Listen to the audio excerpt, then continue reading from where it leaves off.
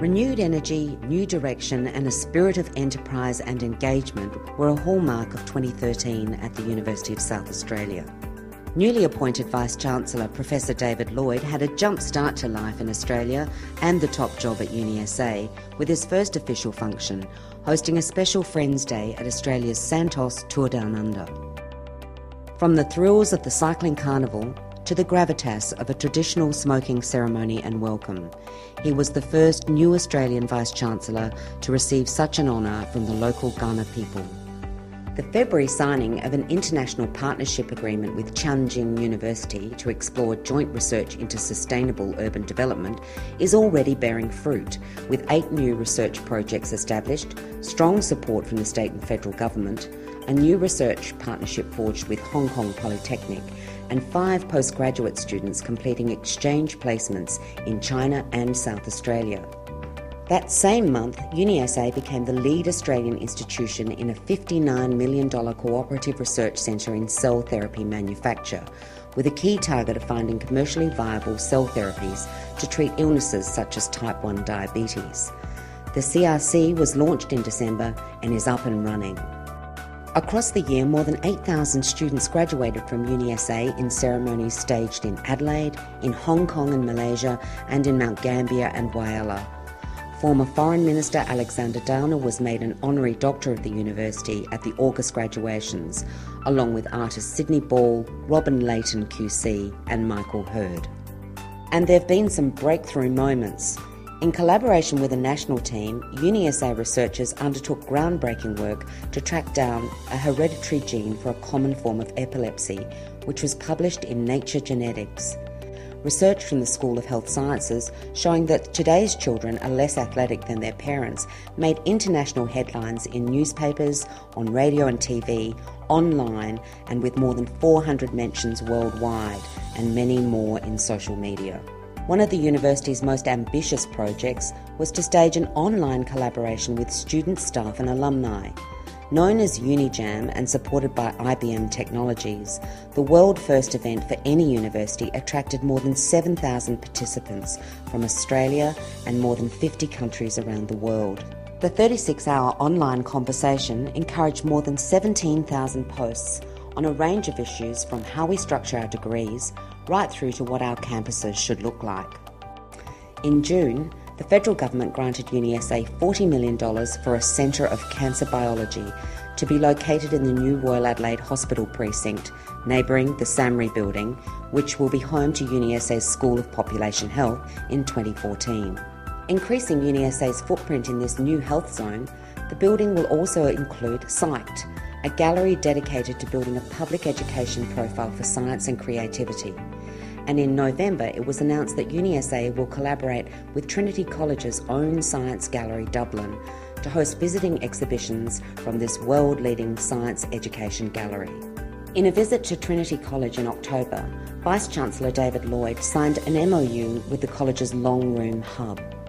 It will spearhead research and academic collaboration with UniSA's Hawke Research Institute, looking at a range of social science issues with a focus on identity transformations and notions of reinvention.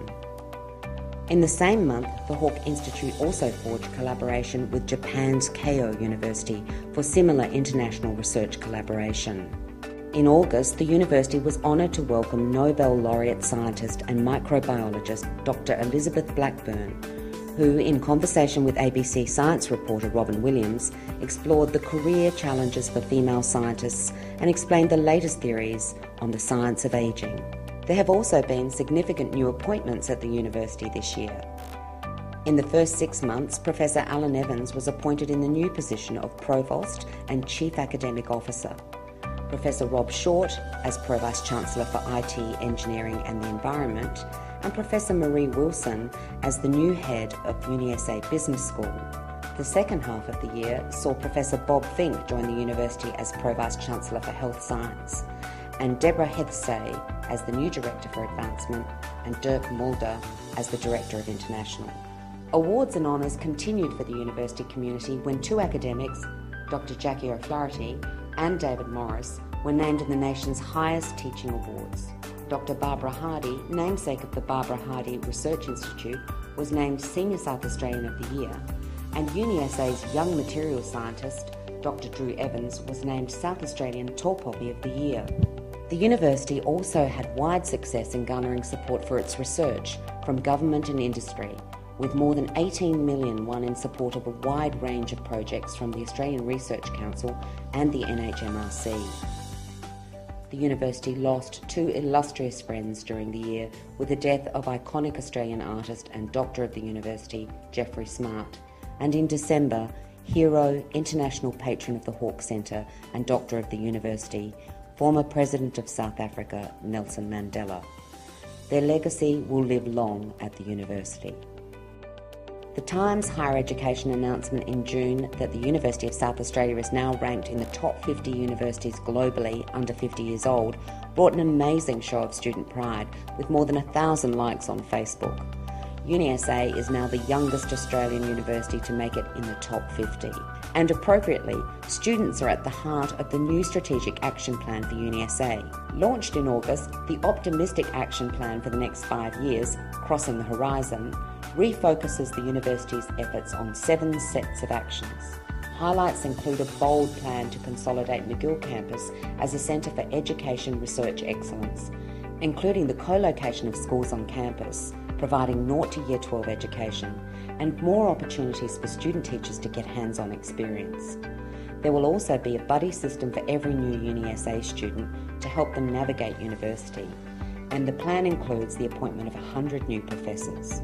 2013 has been a year of achievement, fast-paced and full of new ideas, new insights and new possibilities. It's been a year where we've laid some strong and important foundations for what are set to be years of growth and enterprise.